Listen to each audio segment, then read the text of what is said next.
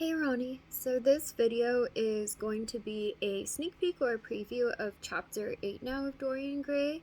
Again, in the previous chapter, we saw how Dorian acted towards Sybil when she put on a show for him that was quite disappointing to him and his friends.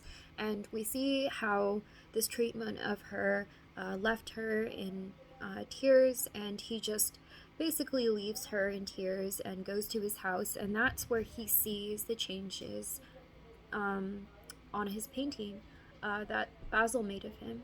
So you're going to see how he, because of the fact that he sees this as a sign that his sin is almost being like presented on the portrait, he's going to want to seek out retribution. He's going to want to seek out penance for what he did to Sybil. And so that's why he decides to actually write a letter to her and still marry her.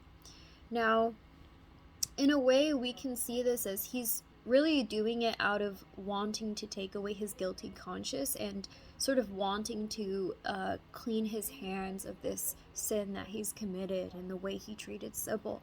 But in a way, is he really doing it for the right reasons? If he truly doesn't love her anymore, then why would he still decide to be with her for the rest of their lives? So we can already see how this is really problematic and how he is dealing with it. It doesn't seem completely sincere. So in the next chapter, you're going to find out what ends up becoming of his plan to marry Sybil. Does it actually go according to plan? Is Sybil able to say yes or no to this? And something to ask yourself when you get into this next chapter is, how does Henry again act as this sort of not irresponsible but kind of immoral judge in his life and his decision making? How does he again seem to influence Dorian in a very negative way that can impact the way that he, well, impacts other people's lives? And then another thing is, Dorian makes another pretty questionable decision in this chapter that might also make him seem very self-centered and also not really taking it seriously what he did to Sybil. So that's also something to keep a look at. Now, I also wanted to give you kind of an idea of what the final assignment is going to be like for the picture of Dorian Gray.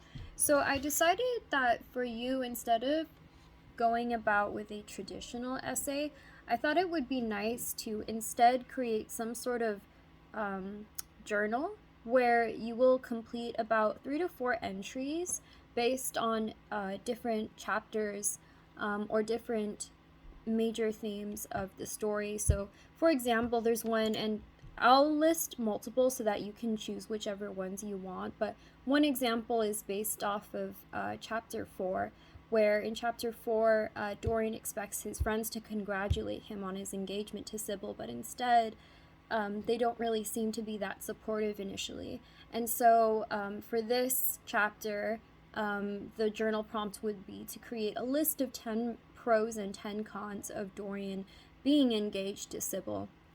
So these journal prompts are meant to be fun and engaging and based off of the chapters that I assigned to you. But let me know if you have any questions about them. I'll be posting that soon onto the doc. So yeah, that's it for this video. The next video will be kind of running you through some of the major quotations that I'll be annotating for you in the next chapter, or in this chapter I just talked about. Alright, I'll see you then.